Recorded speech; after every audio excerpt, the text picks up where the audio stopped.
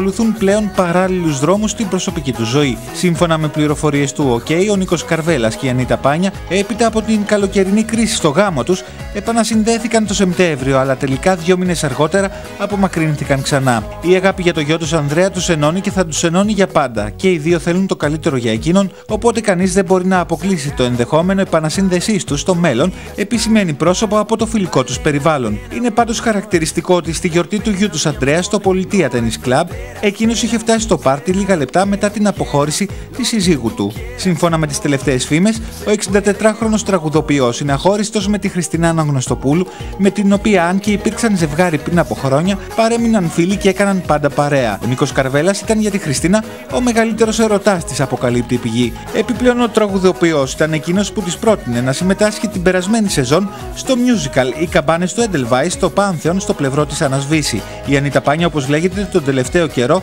έχει έρθει πολύ κοντά με τον συνεργάτη της, δημοσιογράφο Νίκο Σαμοήλιο, ο οποίος έχει επίσης ένα γάμο στον ενεργητικό του που του έχει χαρίσει 2 γιους, τον Νικόλα και τον Ιωάννη.